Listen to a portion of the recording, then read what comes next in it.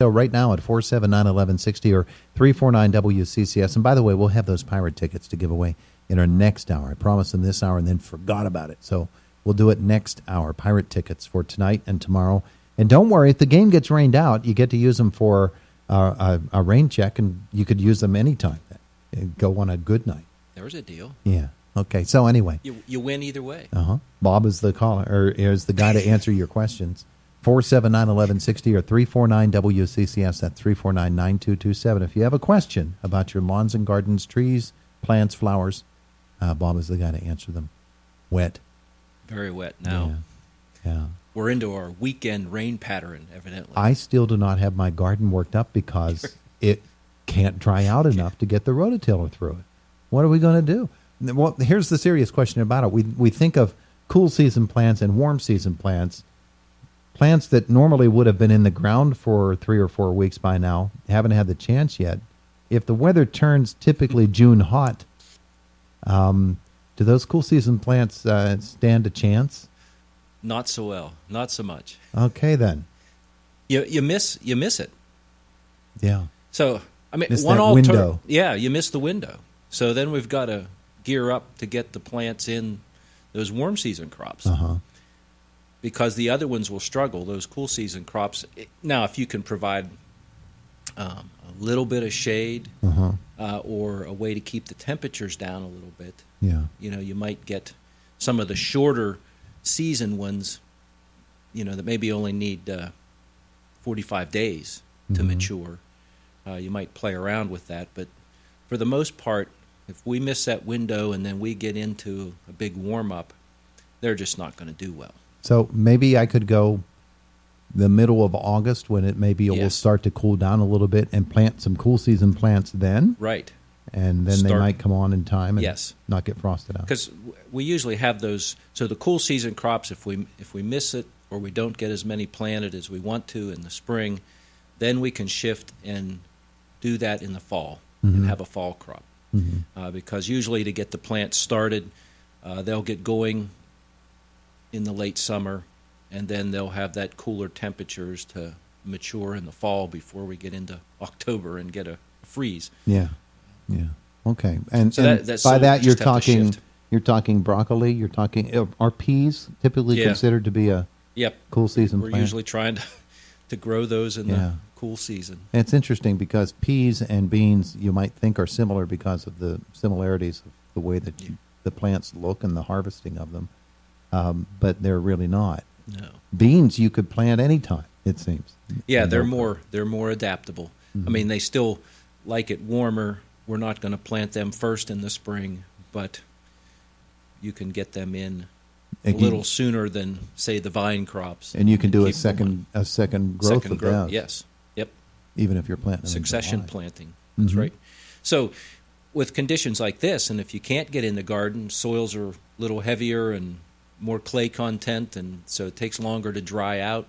How do you, if you don't want to miss completely, you might plant some things in pots, where you can use potting soil. And then transfer. And then, or just grow them in the pots. Or in the containers. Because if you can't get out to till or work your regular garden soil, shift and put them in containers. Or go to your local farmer's market and buy them there. There you go. We missed out on that when we tried. Well, we'll be talking with Lynette Yarnick later this morning, and I know this weather's driving her crazy, but we can certainly go out and get some nice plants grown there. So they'll have it for you. And raised beds, that's another way to try to get at, instead of just the level ground where we typically have our gardens, raising the soil or making raised beds can help that soil dry out better. And usually you don't need to till that as much either in those raised beds. You've got better soil. It might be a combination of potting soil and regular soil and compost. And so it'll dry out a little faster. And just being more vertical above the ground, that'll dry out quicker. So you can get in there sooner. And sometimes it's even loose enough that you don't need to till it. Just you can scratch it enough to make a little row to plant seeds. Now, educate us all. educate us all about a raised bed. Is that something that we're actually doing some hand construction? We're building something in order to Yes. get a raised bed garden? Yeah. Now, a couple ways to do that. So, yes, we can make a structure. We can make a wooden frame and build Basically it up that a large way. box. Yeah, and sometimes people will do. A lot of times we'll just use wood because you can still. It's still movable at some point. It might be heavy, but you can still move it or take it apart.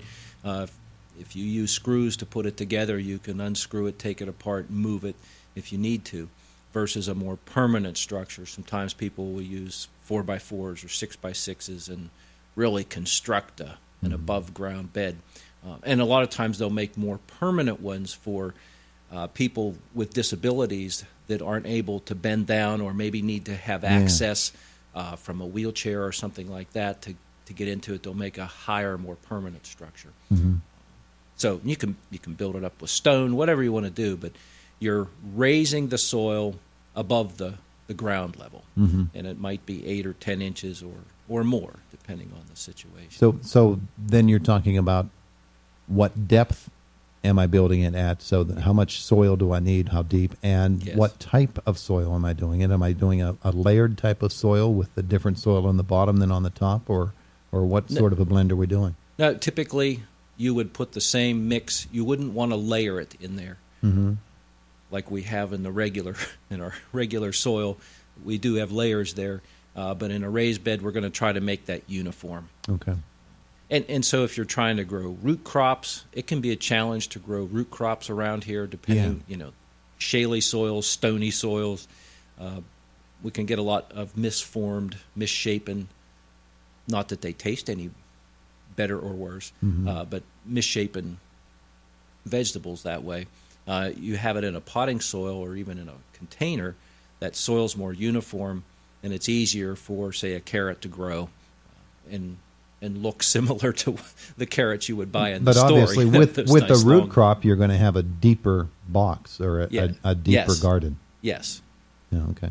So, and that can make it easier to grow those crops. And the deeper that is, usually the better it is, because you've got more room for those crops to grow. If they need to grow deeper, it's able to. There's no hard pans down there, nothing to impede that carrot, in this case, or parsnip or turnip from growing there. So that can be an advantage to using that system. Do people get fancy with those and put wheels on them so that they can, in a smaller, something smaller, and just roll it out onto the patio to catch the morning sun and then turn it, and sort of mad scientist that whole thing? You can build that to match your needs in the situation. And if you have partial sun, or you have trees or structures that block the sun as it moves around during the day, then you can, if you have it on wheels, you could move it around and keep it in the sun all day long. There you go. I'd like to wheel it up to the neighbors and let him take care of it and then just wheel it on there back you down. go. Tow it up there on your tree. Yeah, in fact, if he wants to go ahead and can it up for me and just bring down the results. why don't I just call him and say, just do all this for me, will you? Grow a little extra for me. There you go. That could work. All right. So different options to be able to garden, because we have to deal with the weather no matter what. The good and the bad of the weather, we have to adapt to it. And typical farmers pull their hair out over this stuff because you've got a time frame to get something done, and if you can't get it done in that time frame, you're in trouble. You miss it, and yield and crop and value are going to vary. Yeah, we're talking here about same more or less our depending vegetable on garden at these home. weather conditions. They're thinking about taking Acres. a dual-wheel tractor, Yeah. a huge tractor out into a field, and you just can't get into them. Yeah, it's a very nerve-wracking thing.